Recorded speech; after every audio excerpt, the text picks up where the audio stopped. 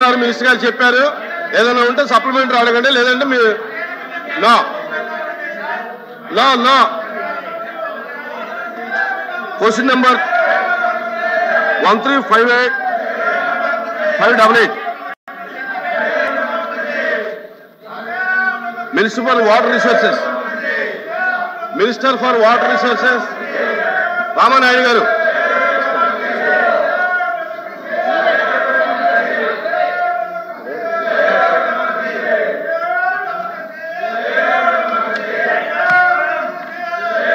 ధన్యవాదాలు అధ్యక్ష.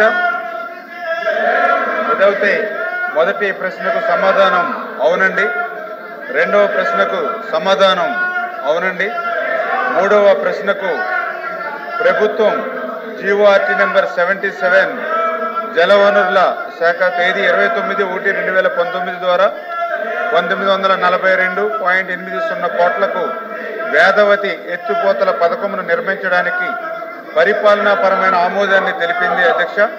ఇప్పటి వరకు 7.19% మాత్రమే పని పూర్తయి భూసేకరణ పురోగతిలో ఉంది అధ్యక్ష. తుంగభద్ర నది యుఎస్పై అదనపు రిజర్వాయర్ ఏర్పాటుకు ప్రభుత్వం పరిపాలనాపరమైన ఆమోదాన్ని సూత్రప్రాయంగా తెలిపింది.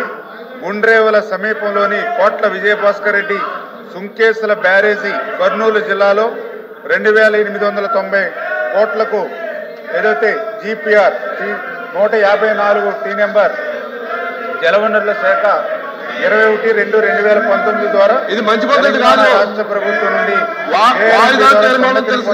లోబడి ఇది అంతర్రాష్ట్ర ప్రాజెక్టు సమ్మతి కోసం తెలంగాణ ప్రభుత్వానికి డిపిఆర్ పంపడం జరిగింది అధ్యక్ష. అధ్యక్ష, కర్నూలు పార్లమెంట్ పూర్తి స్థాయిలో వెనుగొన్నటువంటి ప్రాంతం అధ్యక్ష. కనీస అవసరమైనటువంటి సాగునీరు లేక అక్కడ ఉన్నటువంటి కర్నూలు పార్లమెంట్లోని ఆలూరు, ఆదోని, మంత్రాలయం, ఎమ్మిగనూరు, పత్తికొండ, కొడుమూరు, ముఖ్యంగా కర్నూలు టౌన్ సంబంధించి తాగునీరు సమస్య కూడా ఎక్కువ ఉంది అధ్యక్ష. దీనికి సంబంధించి ఆనాటి ముఖ్యమంత్రి నారా చంద్రబాబు నాయుడు గారు జీవో నంబర్ 100 ప్రకారం 2019లో 1942.38 కోట్లు మంజూరు చేస్తూ వేదావతి అనే ప్రాజెక్టుకు శంకుస్థాపన చేశాడు అధ్యక్ష. ఈ వేదావతి శాంక్షన్ అయితే అధ్యక్ష కర్నూలు పార్లమెంట్ పరిధిలోని 7 నియోజకవర్గాలు కనీస అవసరమైనటువంటి సాగునీరు వచ్చే అవకాశం ఉంది అధ్యక్ష. అదేవిధంగా రెండవది, కర్నూలు పార్లమెంట్ పరిధిలో ఏకైక నీటి వనరు తుంగభద్ర అధ్యక్ష.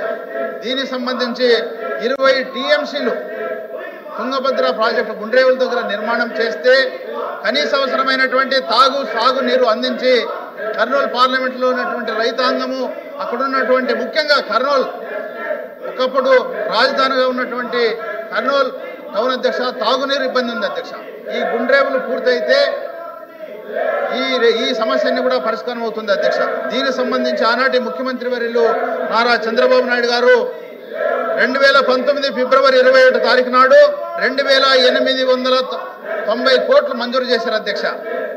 మరి గత ప్రభుత్వం ముఖ్యమంత్రిగా జగన్మోహన్ రెడ్డి గారు కర్నూలు పార్లమెంటును పూర్తిగా విస్మరించారు. అయిపోయింది. సప్లిమెంటరీ అడగండి. నేను సిగ్నేటర్ అధ్యక్ష. నేను కరెక్టే, ప్రసంగం కాదు క్వశ్చనే. మీరు క్వశ్చన్ అడగండి. 2 పాయింట్స్ అడుగుతున్నాను అధ్యక్ష. అయిపోయింది. గత ప్రభుత్వం, గత ముఖ్యమంత్రి జగన్మోహన్ రెడ్డి వేదవతి ప్రాజెక్టు పట్టించుకోలేదు అధ్యక్ష. గుండ్రేవులు మర్చిపోయాడు అధ్యక్ష. దీనికి సంబంధించి కర్నూలు పార్లమెంట్లోని రైతాంగము, కర్నూలు టౌన్ సంబంధించిన తాగునీరు అన్ని కూడా ఇబ్బంది అయింది అధ్యక్ష. దయవుంచి ఈ ప్రభుత్వం దీని మీద తగు చర్య తీసుకొని మీ ద్వారా నేను విజ్ఞప్తి చేస్తున్నాను అధ్యక్ష. భూమిరెడ్డి రామగోపాల్ రెడ్డి.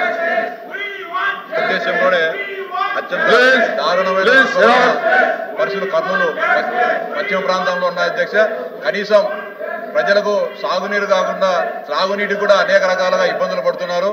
వీటన్నిటిని కూడా గమనించి 2019 సంవత్సరంలో తెలుగుదేశం పార్టీ అధికారంలో ఉన్నప్పుడు వేదవతి ప్రాజెక్టుకు మంజూరు చేయడం జరిగింది, పనులు కూడా ప్రారంభించడం జరిగింది అధ్యక్ష. కానీ జగన్మోహన్ రెడ్డి గారు వచ్చిన తర్వాత ఆ ప్రాంత రైతులు ఇబ్బంది పడే విధంగా ప్రజలకు కనీసం త్రాగునీటి సౌకర్యం కూడా లేకుండా ఆ ప్రాజెక్టు కూడా టెండర్లన్నింటినీ కూడా రద్దు చేయడం జరిగింది అధ్యక్ష. కానీ మళ్ళీ రీటెండర్లు పిలిచినప్పటికీ గత 5 సంవత్సరాల్లో ₹1 కానీ ఖర్చు పెట్టుకోకుండా కర్నూలు జిల్లా రైతాంగాన్ని ప్రజలను అన్యాయం చేసింది అధ్యక్ష. ముఖ్యంగా వేలాది మంది కర్నూలు పశ్చిమ ప్రాంతంలో మంత్రి గారు సభ్యులు వాళ్ళ పోడియం దగ్గరకు వచ్చి ఈ విధంగా మాట్లాడటం చాలా బాధాకరమైన విషయం. వాళ్ళు దేనికి సపోర్ట్ చేస్తున్నారో మాకైతే అర్థం కావట్లేదు. అంటే సోషల్ మీడియాలో మహిళల పట్ల అసభ్యంగా మాట్లాడే వాళ్ళకి సపోర్ట్ చేయడానికి ఇక్కడికి వచ్చారు, వీళ్ళు ప్రశ్నలు అడగడానికి వచ్చారు అనేది మాకు అర్థం కావట్లేదు.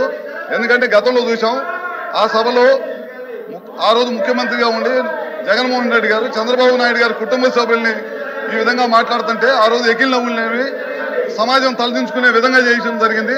తర్వాత పవన్ కళ్యాణ్ గారి కుటుంబాన్ని అదేవిధంగా అనితా గారిని మినిస్టర్ అనితా గారిని కాకుండా లాస్ట్కి జగన్మోహన్ రెడ్డి గారి స్వయాన చెల్లెలను కూడా ట్రోలింగ్ చేసి ఇబ్బంది పెట్టిన పరిస్థితి ఎదుర్కొందన్నమాట ఈ రాష్ట్రంలో.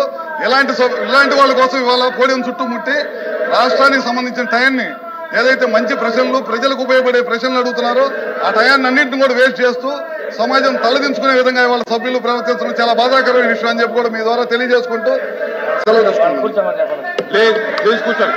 ఎల్వైపీ గారు కూర్చోబెట్టండి. ఇప్పుడు ప్రశ్నల సమయం, చర్చ జరుగుతుంది, చర్చలో పాల్గొమనండి. మీరు వేరే ఫార్మెట్లో రండి.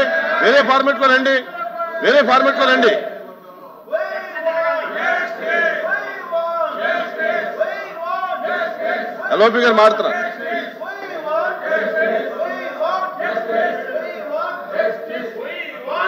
కూర్చోండి, దయచేసి కూర్చోండి, మీ సీట్లో కూర్చోండి. మీరు మాట్లాడతారా? చైర్మన్ గారు చాలా అత్యవసరమైనది. రాష్ట్రంలో వచ్చి ఎంతోమంది యువకుల్ని ఈ సోషల్ మీడియా పోస్ట్ అని చెప్పని లేనిమని పెట్టి వాళ్ళని అరెస్టులు చేసి చట్టాన్ని చేతిలో తీసుకోవడం ఇప్పుడు ప్రజాస్వామ్యంలో జరగలేదు. మీరు వేరే ఫార్మెట్ లో రండి. వాయిదా తీర్మానం తిరస్కరించిన తర్వాత దాన్ని అలౌ చేయడం జరగదు. వాయిదా తీర్మానం ఒకసారి తిరస్కరించిన తర్వాత అది అలౌ చేయడం అనేది సాంప్రదాయం కాదు. దయచేసి మీరు వేరే ఫార్మెట్ లో రండి. దీని మీద కూర్చోవడం మంచి పద్ధతి కాదు.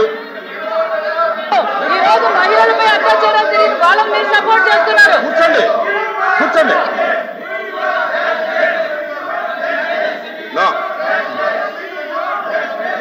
యనమల గారు శ్రీకాంత్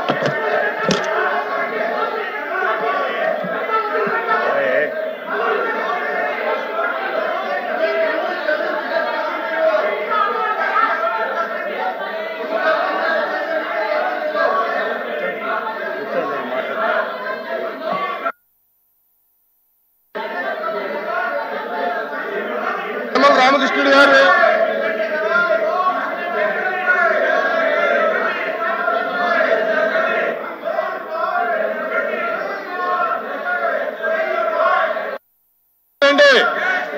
మీరు వేరే ఫార్మెట్ లో రండి.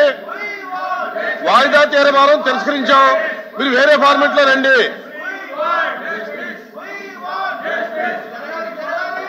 రామకృష్ణుడు గారు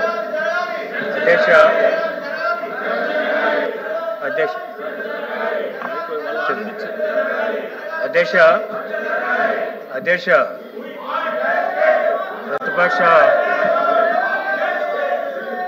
ప్రతిపక్ష సభ్యులందరూ కూడా వాయిదా ఇవ్వడం అనేటువంటిది వాళ్ళ హక్కు అధ్యక్ష. అంటే వాయిదా ఇచ్చిన తర్వాత అది చైర్మన్ గారి ఇష్టం, అది డిజాల్వ్ చేశారు.